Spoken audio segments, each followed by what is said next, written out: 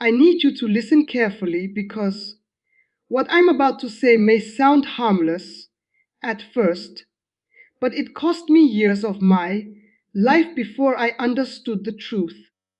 There are gifts you should never accept, not because they look evil, not because they feel dangerous, but because they are designed to enter your life quietly.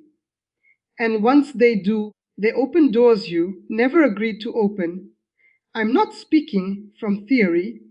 I'm not repeating rumors. I live this. I was once deeply involved in witchcraft. I knew how spiritual contracts were made without words.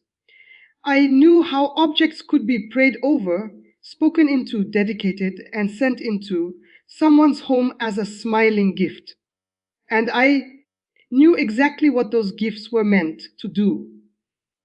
Most people think curses come through rituals, spells, or obvious dark practices. But the most effective curses don't arrive like that. They arrive wrapped in kindness. They arrive with a smile. They arrive as I thought of you. That's why I'm warning you now. There are 5 types of gifts witches use more than any others. They don't look cursed. They don't feel dangerous. In fact, some of them are beautiful, but they carry spiritual assignments. And once you accept them, you're not just receiving an object, you're receiving permission. Before I tell you the first one, you need to understand something important. In the spiritual realm, gifts are never neutral. A gift creates agreement, it establishes connection, it forms a spiritual link between the giver and the receiver. That's why in witchcraft, gifts are powerful tools. They bypass resistance, they disarm suspicion, they enter homes legally. I remember the first time I was taught this. I was still young in the occult, eager to learn, hungry for power.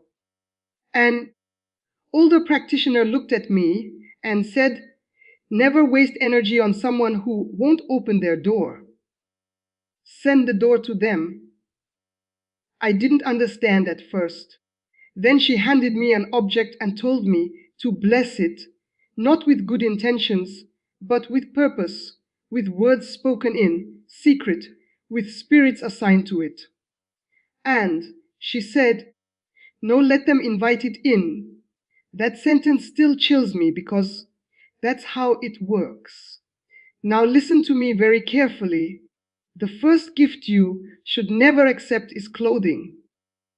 Clothes are one of the most dangerous objects to receive when they come from the wrong source. Why? Because clothing sits on your body, it absorbs your energy, it touches your skin, it covers you. Spiritually, clothes represent identity, authority, and covering. In witchcraft, clothing is often used to influence how a person is perceived, how they feel about themselves, and even how others respond to them. I personally participated in rituals where clothes were prayed over to carry confusion, insecurity, heaviness, lust, or delay, not because the fabric itself was evil, but because words were spoken into it. Spirits were attached to it. Intentions were sealed into it. And once that person wore it, they didn't need to believe in witchcraft for it to work. That's the part most people don't understand. Spiritual laws do not require your belief. They require access. I remember gifting someone a scarf once. It was beautiful, soft, elegant. She loved it. She wore it constantly, and over time, I watched her confidence drain. Her peace disappeared. She began doubting herself in ways she never had before. She thought it was stress. It wasn't. That scarf had been dedicated to strip clarity and stir inner chaos. I Wish I could say that was the last time I ever did something like that, but it wasn't. And that's why I'm speaking now. If someone gives you clothing and you feel a sudden heaviness, discomfort, or resistance in your spirit, don't ignore it. That uneasiness is not imagination, it is discernment. Especially be cautious with second-hand clothing, inherited garments, or clothes given after envy, conflict, or sudden reconciliation. Because in witchcraft, reconciliation, gifts are often traps. Now, let me tell you about the second gift you should never accept: jewelry. Jewelry is small, personal, and powerful. Rings, bracelets, necklaces. These items are often used to bind, monitor, or spiritually mark a person. In witchcraft, circles represent covenants. That's why rings are significant. Necklaces rest near the heart and throat, places connected to emotion and voice. Bracelets sit on the hands, symbols of action and productivity. I was taught how to dedicate jewelry to delay marriages, drain finances, cause repeated relationship failure, or even create unexplained sickness. And again, the receiver didn't need to know. One woman I knew received a necklace from a close friend who secretly practiced witchcraft. She wore it every day. Over time, her relationships kept collapsing. No matter how good things started, they always ended suddenly and painfully. Years later, when that necklace was removed and destroyed, the pattern broke. That was not coincidence. Jewelry carries presence. It stays with you. It travels with you. That's why witches love using it. Now listen, not every gift is cursed. I'm not telling you to live in fear. I'm telling you to live aware. There's a difference. The third gift is where things get even more subtle. Decorative items for the home. Statues, figurines, wall hangings, art pieces, just something cute for your house. In witchcraft, homes are targeted spaces. What you place in your home matters spiritually. Objects act like altars, whether you intend them to or not. Certain symbols invite certain spirits. I remember placing a decorative object in someone's home, something artistic, abstract, harmless looking, but it had been used in ritual to invite division and unrest. Within months, that home became chaotic. Constant arguments, restlessness, sleep problems, financial pressure. They blamed life. The object stayed and the door remained open. I need you to understand this. Witches rarely attack directly. They hide spiritual assignments in ordinary things and let time do the rest. This is why I'm breaking this into parts, because this is not light information and I don't want you to rush through it. In the next part, I'm going to reveal the remaining gifts, including one that almost everyone accepts without question. And I'm going to explain how to spiritually cleanse your space if you've already received something like this. But for now, I want you to pause. Think about what you've accepted. Think about what's in your home. Think about what changed after certain gifts entered your life. Because sometimes the problem didn't start with an attack, it started with a present. Before I go any further, I need you to understand something deeply. When I walked away from witchcraft, it wasn't because I suddenly became afraid. It was because I finally saw the damage clearly. I saw how many lives were quietly entangled, not by obvious rituals, but by simple agreements made through everyday objects. And the hardest part, most people never connect the dots. They pray, they fast, they seek answers, but the door remains open because the object remains. That's why I'm continuing this warning. The fourth gift you should never accept is food or drink that has been prepared with unknown spiritual intent. This one is extremely sensitive, so listen carefully. In witchcraft, ingestion is one of the strongest forms of spiritual access. When something enters your body, it bypasses external resistance.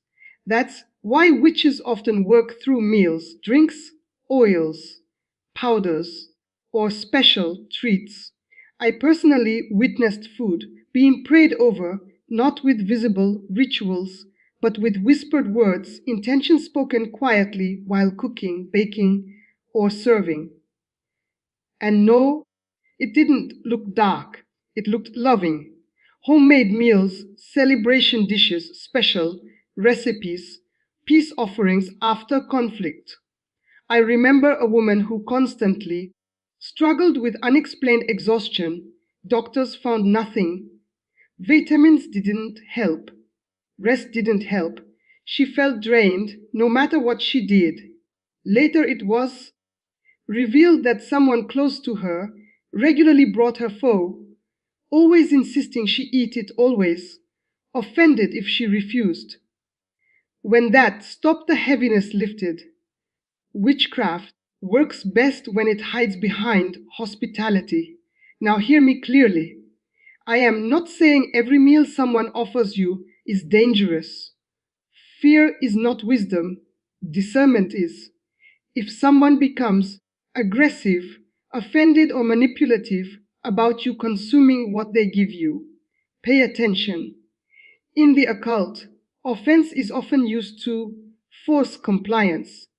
The fifth gift is the most overlooked and in many ways the most dangerous. Personal items meant for children, toys, baby clothes, blankets, stuffed animals. Children are highly sensitive spiritually. Their defenses are not fully formed. That's why witches often target them indirectly, not to harm physically, but to influence destiny, behavior, identity, and future paths. I knew practitioners who specifically worked through baby items. They would dedicate toys to bring confusion, rebellion, fear, or persistent illness. And parents never suspected a thing. The toy looked innocent, the gift looked generous, the intention was hidden. I remember one situation clearly. A child began having night terrors shortly after receiving a stuffed animal from a family friend, screaming at night, refusing to sleep alone, sudden fear that made no sense. When that item was removed, the nightmare stopped. That is not coincidence. In witchcraft, timing matters. Gifts given during pregnancy, birth, birthdays, or emotional vulnerability carry extra weight because spiritually those moments are open windows. Now, I want to talk to you not as someone warning you, but as someone who understands the guilt that comes with realizing you've accepted something you shouldn't have. If you're listening to this and thinking, I already have these things, do not panic. Fear feeds darkness. Authority removes it. The power does not lie in the object itself. The power lies in agreement, and agreements can be broken, but you must be willing to let go. One of the hardest lessons I learned after leaving witchcraft was this. Some blessings cannot enter your life until certain items leave. People ask, why am I stuck? Why does everything feel blocked? Why do the same cycles keep repeating? Sometimes it's not because you're under attack. It's because something is still giving access. In witchcraft, we used to say, if the object remains, the assignment remains. That's not meant to scare you. It's meant to empower you because once you remove the object, the connection collapses.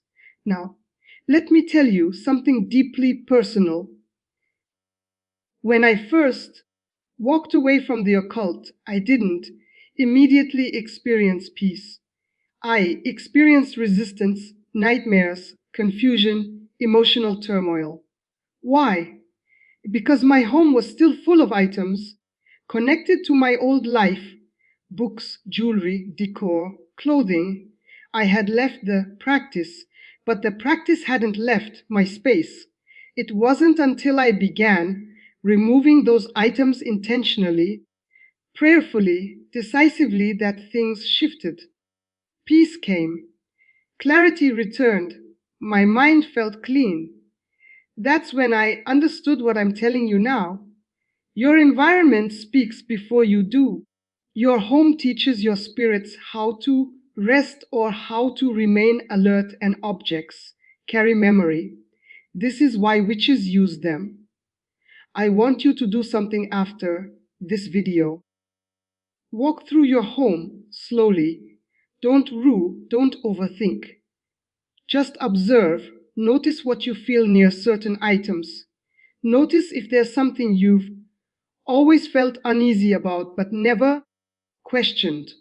Notice what entered your life right before things changed. Your spirit remembers even if your mind forgot. In the final part, I'm going to tell you exactly what to do if you've identified one of these items. Not rituals, not fear-based actions, not superstition, authority. I'm going to explain how to close doors without opening new ones, how to cleanse your space safely, and how to prevent this from happening again without living suspicious of everyone around you. Because freedom is not paranoia. Freedom is clarity. Now, I want you to stay with me because this is the part most people never hear. This is where fear ends and authority begins. If you've been listening carefully, you might already feel something shifting inside you. Not panic, not paranoia, but recognition. That quiet moment where something clicks and you realize that explains a lot. And that's not accidental, because truth doesn't come to scare you, it comes to set you free. Let me say this clearly before I go any further. Objects do not have power over you. Access does. And access can be revoked. When I first left witchcraft, I was afraid of doing the wrong thing. I was afraid that if I touched certain items, something bad would happen. That fear was leftover conditioning. Witchcraft thrives on intimidation. It wants you to believe the power is external. It isn't. The moment you understand that authority comes from your alignment, not from rituals, not from objects, everything changes. So what do you do if you've identified one of these gifts? First, you stop minimizing it. One of the biggest mistakes people make is saying it's probably nothing.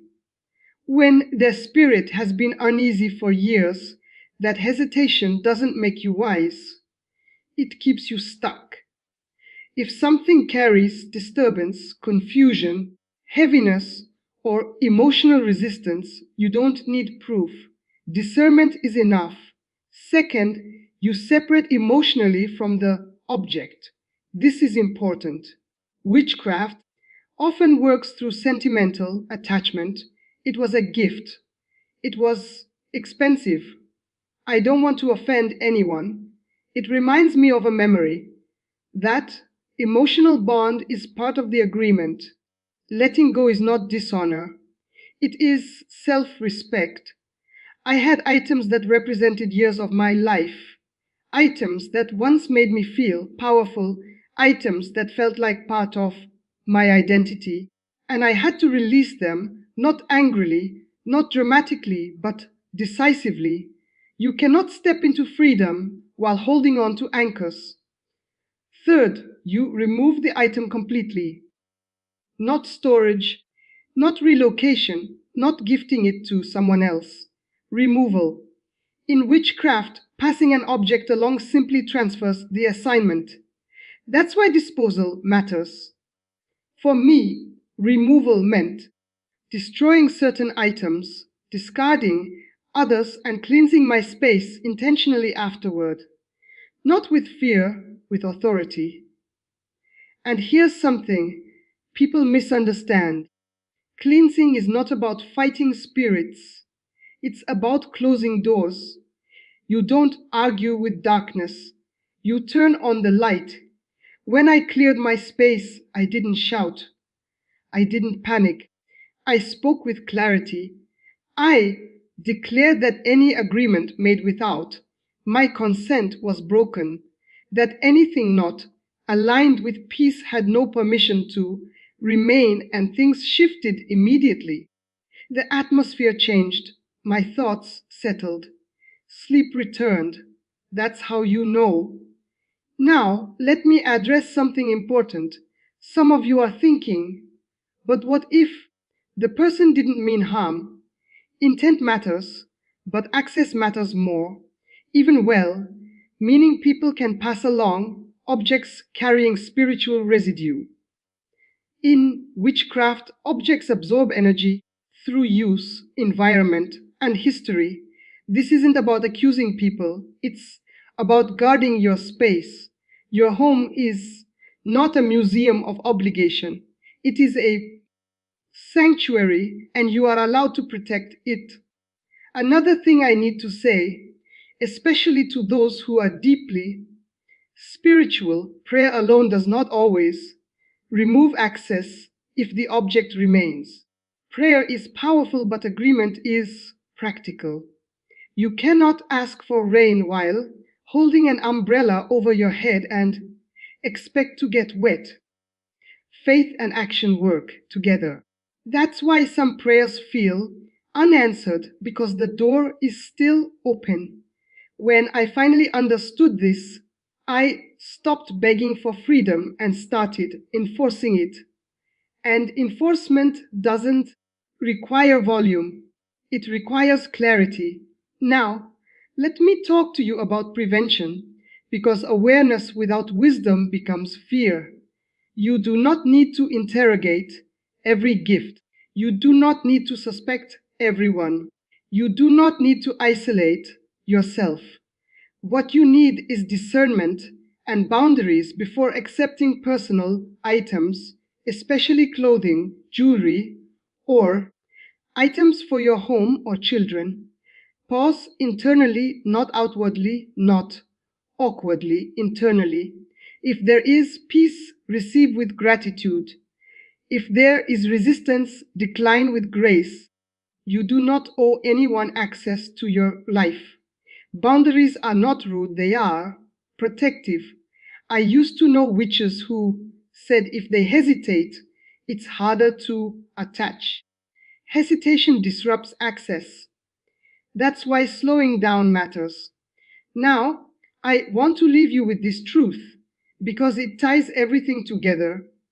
The enemy doesn't need to destroy you if he can distract you. He doesn't need to attack you if he can enter quietly, and he doesn't need permission loudly if he can get it subtly. That's why gifts are used. But here's the good news. Once you become aware, the strategy fails. You are no longer an open door. You are no longer an easy entry. You are no longer unaware. And awareness changes everything. If you've been feeling stuck, heavy, delayed, or blocked, this might not be the only reason, but it could be one of them. And removing one door can change the entire atmosphere of your life. I didn't regain my peace overnight, but I regained my authority immediately, and peace followed. So take your time.